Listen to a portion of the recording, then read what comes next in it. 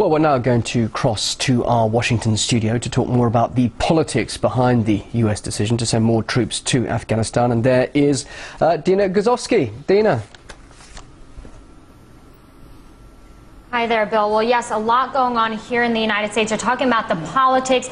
Secretary of State Hillary Clinton, Robert Gates, General Stanley McChrystal, they've been testifying on Capitol Hill trying to convince Congress about Obama's Afghanistan plans. Now, in the meantime, the commander-in-chief, he's in Norway accepting the Nobel Peace Prize, also acknowledging the irony behind getting this prize while he is escalating the war in Afghanistan. Well, joining me to discuss not only his decision, but also all the surrounding events, columnist Kelley Vlahos. Thank you so much for being here. Thanks for having me. So you wrote an article in which you basically said, look, for the past year or so, the Obama administration has put on an Oscar-worthy performance, sort of taking charge from the backseat of the car. And then you had officials during this decision-making process, some saying that Obama is withering, others are saying, look, let him take his time.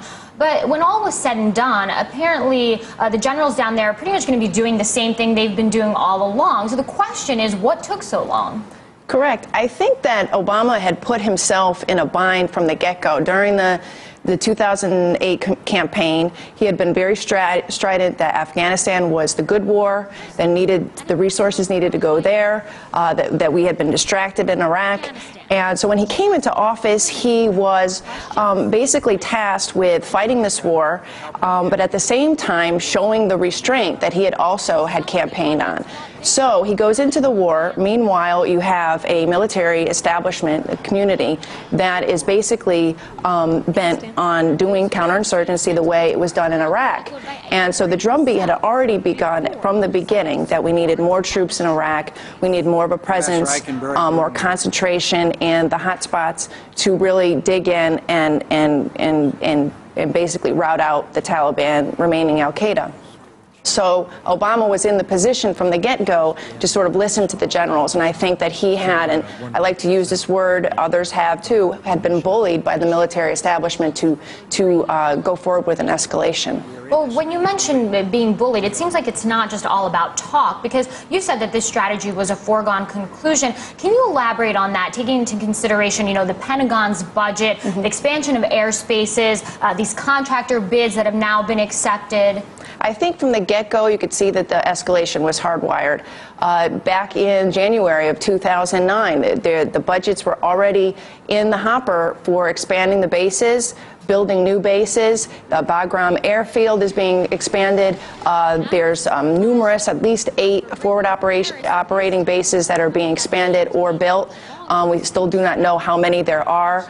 There are at least $5 billion worth of construction money going into Afghanistan now just for the construction of airfields, bases, to accommodate not only the troops that are in there now, but an escalation that we didn't know about until a few weeks ago. Right, but don't we also have to consider that the money is not just going to U.S. personnel down there, but it's being the money is going into Afghanistan itself. So does this mean that the war could continue for much longer than we anticipated, even if Barack Obama does start pulling out troops by that date of July 2011? We have to consider these other ramifications, the other outlying things of this war. Well, I think at this point, there will be at least 200,000 either contractors or coalition personnel in Afghanistan.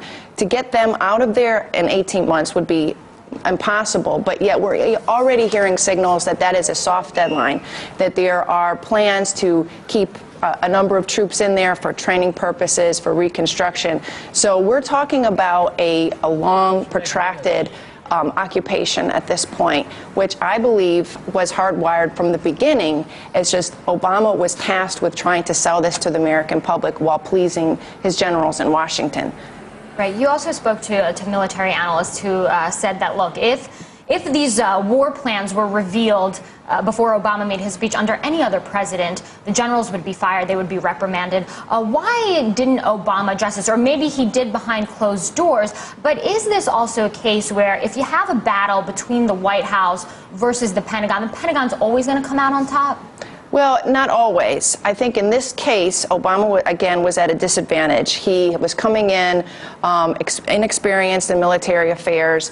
There was an entire military establishment that was ready to do counterinsurgency, and there was leaks along the way to the media about the need for more troops, what the generals want. You had members of Congress, senators, standing up in front of microphones saying, why isn't the president listening to his commanders on the ground? So they lost control, the White House lost control of the narrative, and which put him at a grave disadvantage where the military looked stronger and he perhaps had to maybe make this decision. I want to thank you so much for being here and for your time.